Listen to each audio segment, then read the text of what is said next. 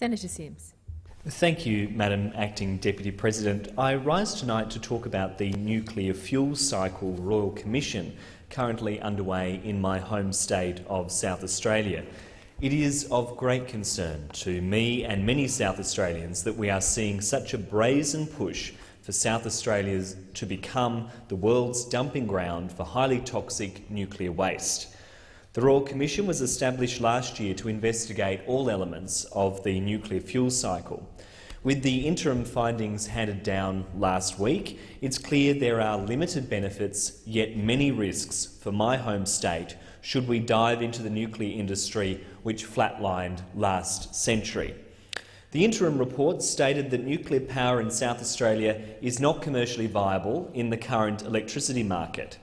While this must surely come as a shock to nuclear advocates who've been inspired by the fresh wind that's been blowing in their backs following the Royal Commission, it's clear that the economics don't stack up. I mean, really, if this was a fast track to prosperity, why on earth is nowhere else in the world thinking about doing it? Why has no other country wanted to embrace this opportunity to become a giant nuclear waste dump? We know, of course, that all that glitters is not gold. South Australia is already a world leader in renewable energy, and it currently produces about 40% of its electricity from wind and sunshine. In evidence presented as part of the Royal Commission, SA Power Network Senior Manager Mark Vincent said that forecasts predicted solar energy would be used by 2/3 of South Australian households within about 20 years. Furthermore, modelling completed by the University of New South Wales demonstrated that South Australia can be 100% renewable without the requirement of baseload power from coal or nuclear. So why would we go down the path of even contemplating a nuclear power plant when it would be so financially irresponsible? So financially irresponsible. The only area that the interim report champions is having any significant potential for South Australia is waste management.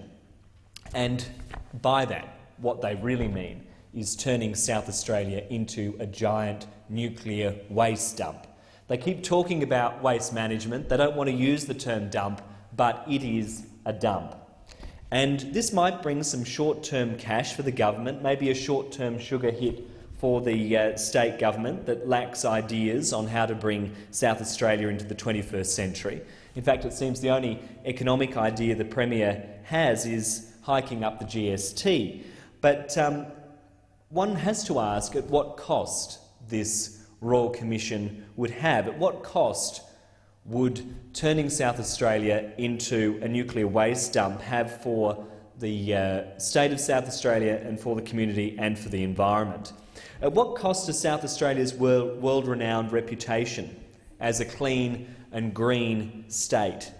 It's hard to imagine consumers appreciating our produce should it contain that glowing stamp of approval that you derive from hosting a nuclear waste dump. I'd rather South Australia be known for producing gluten-free cake rather than yellow cake, but certainly it seems that the SA Labor Party has a different vision. The Royal Commission expressed the view that South Australia could safely increase its participation in the nuclear fuel cycle. Well, that's a bold statement. Bold statement indeed, when we know that any involvement in the nuclear industry exposes us to significant risks that have catastrophic consequences. The claim that the nuclear industry is safe does not stack up when it's properly scrutinised, and indeed the claim that it's safe is consistently made by people who have a vested interest in South Australia going down the nuclear path. It's based on the notion that previous accidents should just be ignored. Just turn the other cheek, pretend it didn't happen. Well, we know that nuclear waste remains dangerously toxic for thousands of years, and that the current proposals are especially dangerous and they involve the most toxic radioactive waste on this planet. So we must not burden future generations with this waste when there's no safe disposal for it, when instead we could be leading the way with innovation and transitioning to a new economy that's powered by solar and wind energy. That's the Greens' vision for South Australia, and it contrasts with the vision of the South Australian Labor Party and that of the Liberal Party. Now, South Australian Premier Jay Weatherill has said that this is a test of our democracy and about the long-term future of our state. Well, I couldn't agree more, because the people don't want this proposal and it's bad for our future as well. And it's worth reminding the Premier of South Australia of a poem that he wrote as a 16-year-old that was reported in The Advertiser recently. And he said of the prospect of uranium mining happening in South Australia, "A march to protect every colour and creed, but not to sponsor the capitalist greed. A march to oppose a government's decision and settle for the sun, not nuclear fission." Well, I agree with the sentiment, and I have to say Premier Weatherill was somewhat wiser in his younger years, because whilst he may have backflipped, he might have changed his position, the people of South Australia certainly don't share his nuclear conversion. One of the key points that's emphasised in the Royal Commission's interim report is this idea that community agreement is fundamental to any increased involvement in the nuclear industry. And let me say, if the community meetings that I attended in Adelaide and in Prospect are anything to go by, the community does not support this proposal. And scores of residents have also made their views known in regional South Australia. They don't want to see South Australia turning their backyards into a nuclear waste dump. And the people in regional South Australia shouldn't have to do the heavy lifting to prop up our state's economy. They shouldn't be asked to put their future generations of children at risk or their livelihoods at risk. And might I say, while many politicians are jumping on the nuclear bandwagon, it's a very different story for everyday South Australians who are impacted by these decisions. Communities that are flagged as potential dump sites have resoundingly rejected the prospect of hosting the world's most toxic nuclear waste. Northern South Australia has been identified as one of 3 potential dump locations in the state. And the Adamatnya people see the rich value in this land for a very different reason. They've been caring for this land for thousands of years, and they don't support any expansion of a nuclear industry, including the imposition of a radioactive waste dump. They don't support that. If the Royal Commission and the Government of South Australia are serious about requiring community support, then it is clear that they should immediately abandon any recommendations in the interim report and instead turn their attention to the 21st century technologies like solar power, where a huge energy spill is simply called a nice day.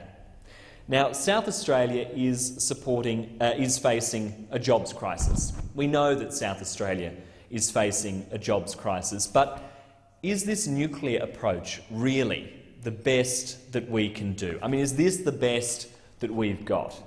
This is an industry that is renowned for overstating its economic benefits and for downplaying the risks. So instead of opening up our borders to nuclear waste, we should be embracing an economy that is built on the 21st century by investing in things like electric cars, advanced manufacturing and sustainable agriculture. And of course, these are the policies that the Greens offer the people of South Australia.